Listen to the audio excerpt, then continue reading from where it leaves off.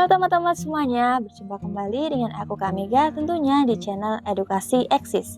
Dalam video kali ini, kita akan belajar bersama tentang perkakas analisis data.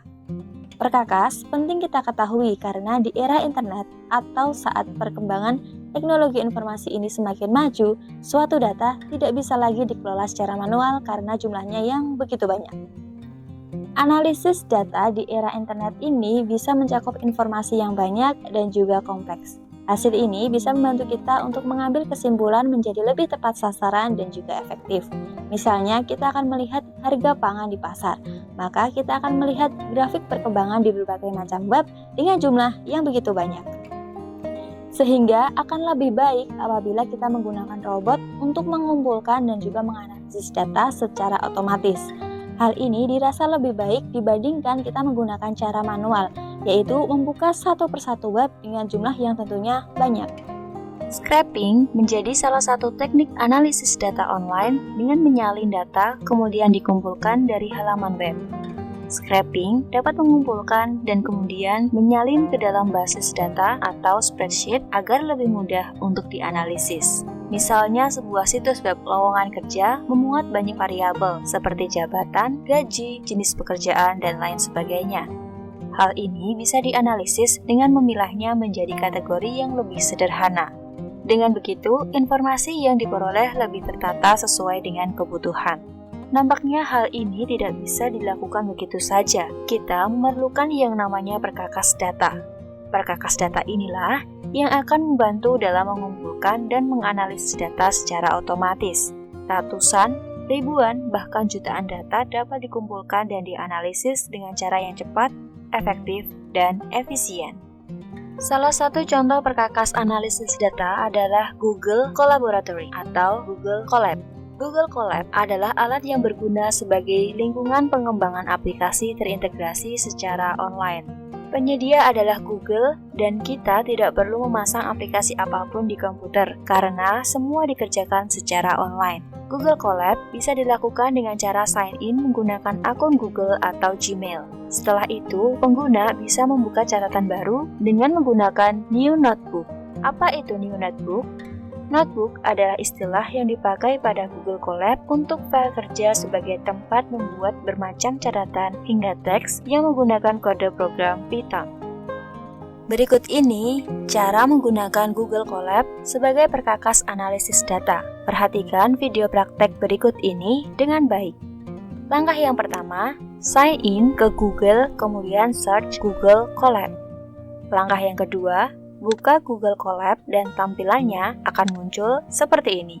Google Colab akan terhubung dengan Google Drive dan GitHub sehingga file yang kita buat dengan Google Colab akan muncul juga di aplikasi tersebut. Langkah yang ketiga, untuk membuka notebook baru, maka kita harus klik icon berikut yang bertuliskan notebook baru atau new notebook. Setelah laman terbuka, maka ada beberapa hal yang perlu diperhatikan. Bagian atas ini adalah nama dari notebook yang akan dibuat. Kita bisa menggantinya sesuai dengan keinginan atau ketentuan file yang akan dibuat. Misalnya, kita akan beri nama penelitian. Bagian bawah dari nama notebook terdapat menu-menu mulai dari file hingga bantuan. Menu ini disebut dengan menu bar.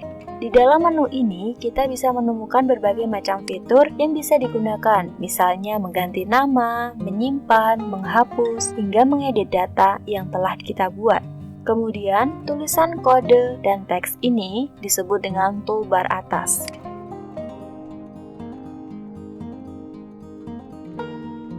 Bagian samping kiri disebut dengan panel kiri.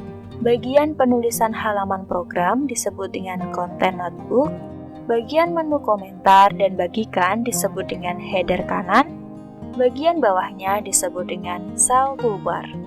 Sekarang mari kita praktik membuat program yang sederhana dengan menggunakan Google Colab menggunakan bahasa pemrograman Python.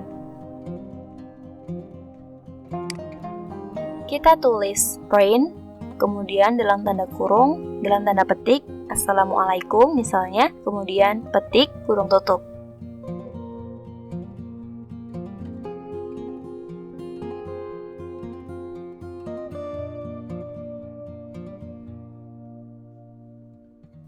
Kemudian kita bisa klik running dengan cara menekan icon berikut ini.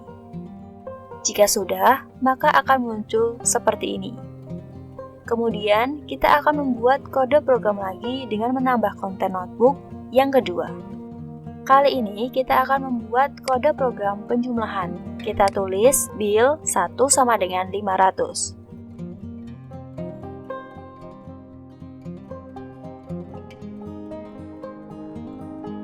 Bawahnya bil 2 sama dengan 1000.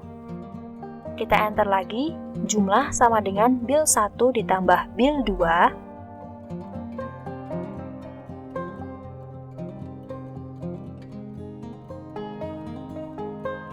Enter, jumlah.